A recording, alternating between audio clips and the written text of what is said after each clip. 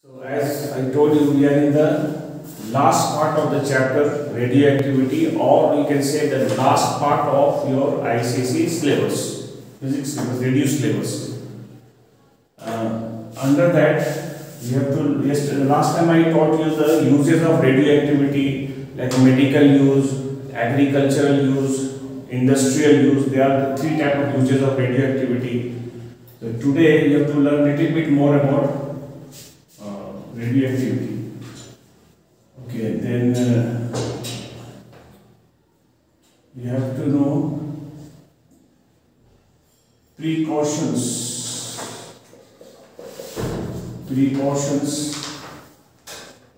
for handling radioactive materials. Precautions for handling radioactive materials. Okay, let me tell you. Radioactive materials emit three types of radiations. They are alpha, beta, and gamma. Gamma radiation is the most harmful because it has the highest penetrating power. It can easily penetrate through human body and can cause blindness, can cause hole in the heart, can cause immense biological damage. So when we are dealing with the radioactive materials, radioactive substance, we need to take certain precautions. So first precaution, what precaution we should take? We should keep radioactive materials in a closed lead container, lead container. Please write down. They should be kept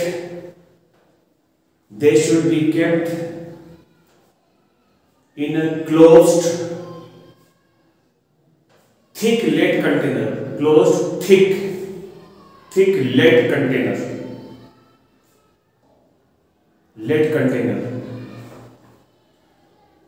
Okay. And now, what is the reason why we should keep in the thick lead container? Because the radiations are all stopped by lead container. Lead metal stops there. Those radiations will not be able to pass through thick lead metal. Lead metal is the safest metal to contain radioactive materials. That is the first precaution. Second precautions. Radioactive materials must be picked. Radioactive materials must be picked with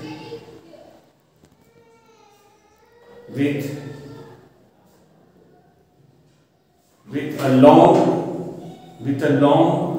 lead is PB, lead tongs, TONGS, tongs. Third one. People handling the radioactive materials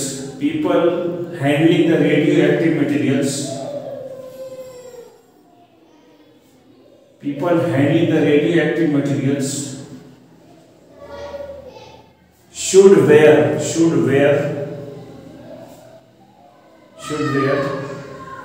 lead lined aprons, APRONs, lead lined aprons with special film badges,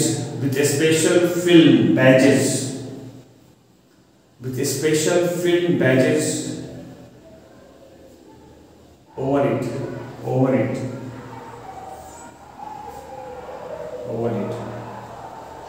Okay.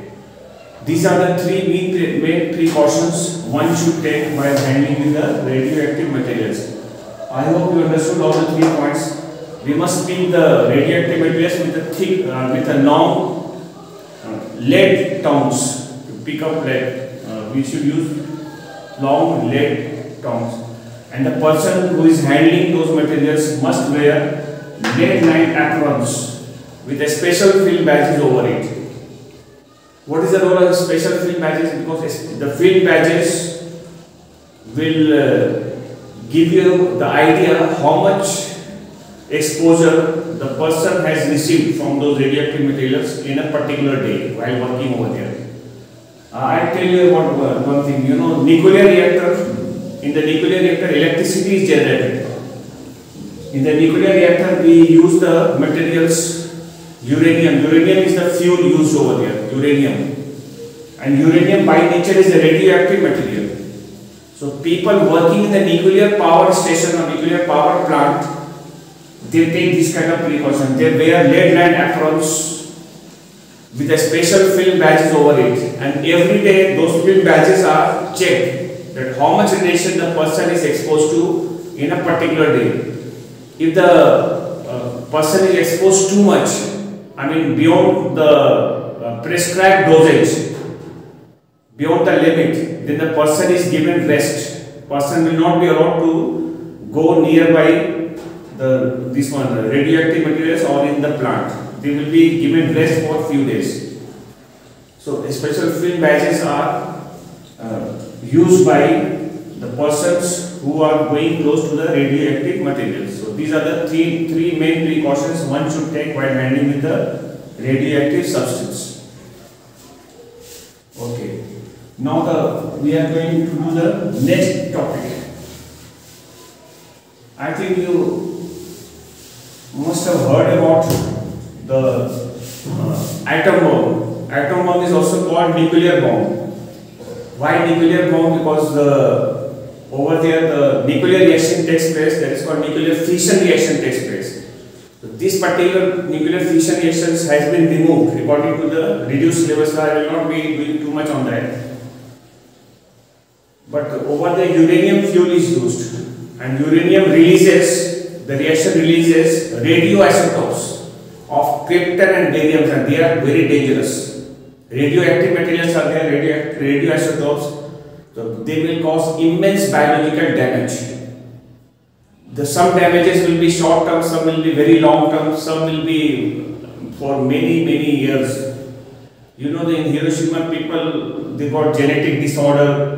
Many of them died also on the spot, and so many radiation hazards took place over there after the atom bomb was dropped on Nagasaki and Hiroshima. So now we are doing the next topic is nuclear waste. Nuclear waste. Nuclear waste. What is the nuclear waste? Waste means normally waste, we take it this way, waste means in a garbage. We have to keep aside, we have to dump it. But what is a nuclear waste? Don't think that the nuclear waste is the nuclear garbage. It is not a kind of garbage actually. Nuclear wastes are the radioactive materials or the radioactive substance after use are called nuclear waste. The radioactive materials after use are called nuclear wastes. For example, suppose we have radium or we have uranium, we are using it, and once our use is over, we are keeping it somewhere. Those materials are called nuclear waste. Why it is a nuclear waste? Because they will cause immense biological damage, and we must take precautions for its proper or for its safety disposal. We must take precautions.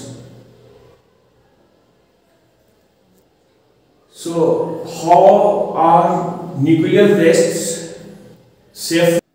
How are nuclear wastes safely disposed? First, you should know what are nuclear waste. I told you already. Radioactive materials or radioactive substance after use are called nuclear wastes.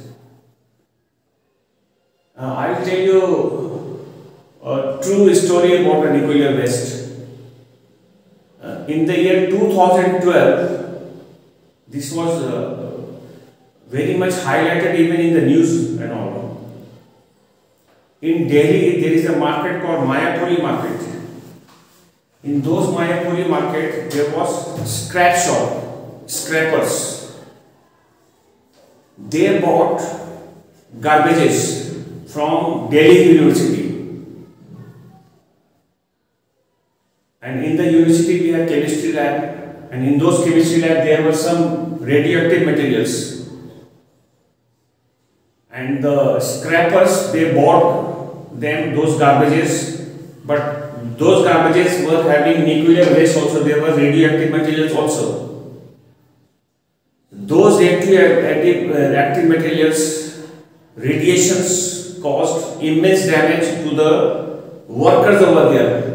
There were some small kids, I think 4 or 5 of them, they were working there in that scrap shop. And they all got radiation, and the radiation effect made them hospitalized in AIIMS, and they all died over there. They all died. So that was a very sad story, very sad part of this nuclear waste, because those scrappers, they did not know that there are some nuclear waste also in it. The university, whoever has sold them to those scrappers, they should have taken precautions. They should dispose those materials. They should not have sold it in open market. They should have taken certain precautions. They should have taken certain precautions for their safety disposal. So that poor fellow, 6 of them, they died because of the nuclear waste, radioactive materials present there. Then the university should have taken proper care for the disposal of nuclear waste. First of all, one should know, those who are going close to the nuclear waste or radioactive materials, they must know that the waste or the materials are radioactive in nature. They must know that first. That awareness must be there. Then once you are not using it, so you need to dispose very safely. You should not keep it open in the air, because the radiations coming out from them will cause damage, and the damage can be fatal. So how a nuclear waste is disposed safely? Safety disposal of nuclear waste. First of all, we should collect the nuclear waste together and put them in a thick cask. We should put them in a thick cask. Cask means container, thick container. Container, if it is of lead container, is well and good. Otherwise, any thick earthen container also we can use. Thick cask. We should collect them together and put them in the thick cask with a closed lid. Lid must be closed, and we must bury them underground. We must bury them underground, and that area where we are burying them, that must be sealed. That means there must be restriction for the people to go in those areas, because those areas are having nuclear waste and can be a danger zone. The government or the authority must seal those areas. That is how we should dispose nuclear waste safely. What are the measures of safety disposal of nuclear waste? We say the nuclear waste must be kept in a thick cask. You know the meaning of cask? Cask means that batta, or we call it dabba. thick cast and with a closed lid. Lid must be closed. And if it is made up of lead material, lead cast, well and good. And we must bury them underground. And the area where the nuclear waste are buried, that area must be sealed. And they must have a tag over there, a board must be put there as a danger zone due to the nuclear waste. The authority must write. People must not go in those areas. Those areas are a danger zone because of the nuclear waste.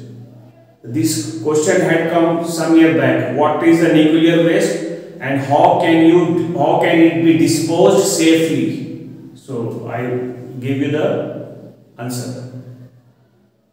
Nuclear waste are the radioactive materials or radioactive substances after use are called nuclear waste, and they are disposed safely by collecting them together and putting them in a thick cask with a closed lid, and the cask must be buried underground in an isolated area, in a deserted place, and that place or that area must be sealed. S-E-A-L-D, sealed. Okay. Now we are doing the last part of the chapter radioactivity and last part of the syllabus. So please write down background radiations. Give the next heading background. Background radiation. Background radiations. As I told you, what are radiations? Radiations are the energy in motion. Energy in motion are called radiations. What is background radiations? The answer is the radiations to which we all are exposed throughout are called background radiations. The radiations to which we all are exposed throughout are called background radiations.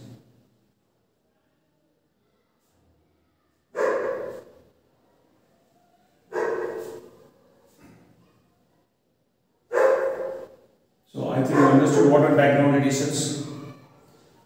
Such radiations cannot be avoided. We cannot avoid the exposure of such radiations. We are getting exposed to such radiations throughout, all 24/7, throughout the day.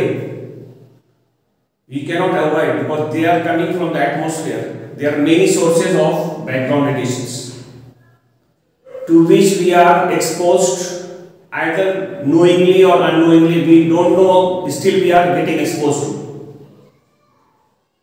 Such radiations are called background radiations. I give examples. Solar radiation, sun rays are coming to the earth. Can you avoid solar radiations from coming to the earth? Can we avoid it? Answer no. Sun has to be there. Sun radiation, solar radiations are quite useful also. We cannot avoid. And from the space, there are many radiations coming out, many energetic rays are coming and to the earth. For example, they contain cosmic rays. Have you heard about cosmic rays? Cosmic rays are the most energetic radiations. We are all getting exposed. We cannot avoid such radiation. They are coming to the earth throughout. We cannot avoid it. From the space, from the outer space, above the atmosphere, from there they are coming continuously. So such radiations are background radiations. There are volcanic mountains, there are mines, radioactive mines are there. They are also giving out radiations continuously in the atmospheres. Those radiations are there, present in the air, present in the ground throughout, and we all are getting exposed. Such radiations are background radiations. There are two sources of background radiations. Number one, external source. of background radiation. Number 2, internal source. Internal source. What are the example of external sources of background radiations? I give the example. External sources are sun or solar radiations, cosmic rays, mines, radioactive mines, volcanic mountains, chemicals buried underground. There are many chemicals buried underground. They are also emitting radiations. We don't know, but the radiations are coming out continuously from them, and we all are exposed to those radiations. They are the external source of background radiations. What are internal source of background radiation? Internal sources, some radiations are emitted from our body, human body. Within our body we have radiations being emitted continuously. They are called internal source. For example, we have radium in bones. In our bones, radium is present. Radium is a radioactive material, you know that, but very small quantity in our bones. They are also emitting radiations. So that is the internal source. We have potassium K40 in blood.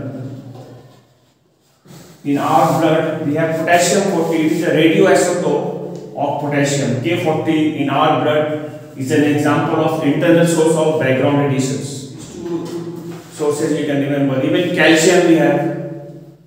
We got magnesium, radio salts are there present in our body. Iodine, radio iodine. You know, iodine is very important. Radio iodine, it helps us, it protects us from the disease called goiter. Goiter, you know that the neck becomes swollen up and all that, gland comes out.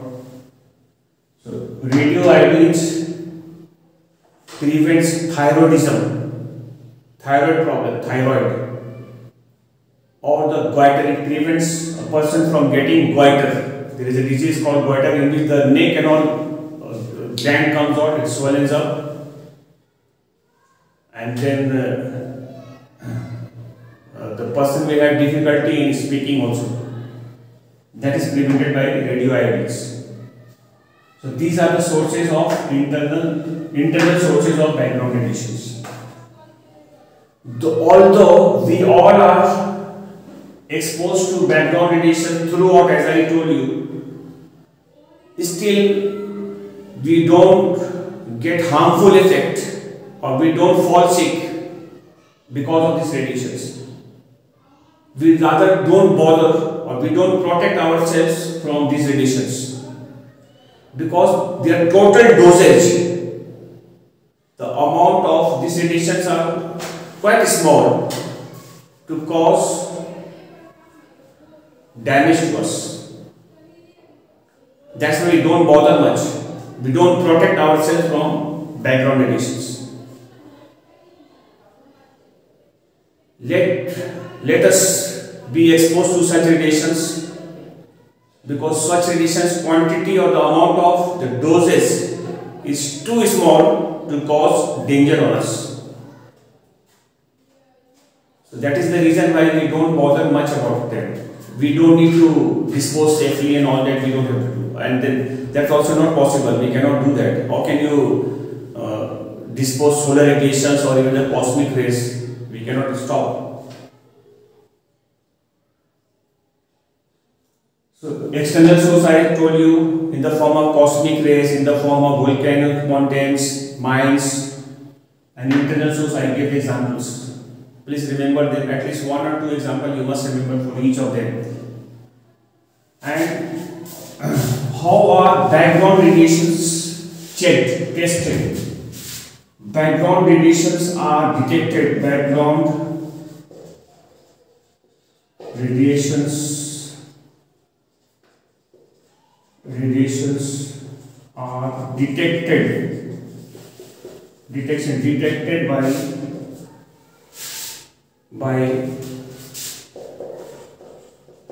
ionization chamber called Geiger counter.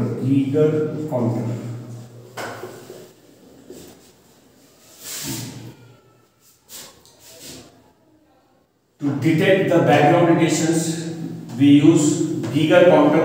Geiger counter is an ionization chamber. There is a box. Inside the box, we have a kind of metal there. The metal present inside the box is selenium.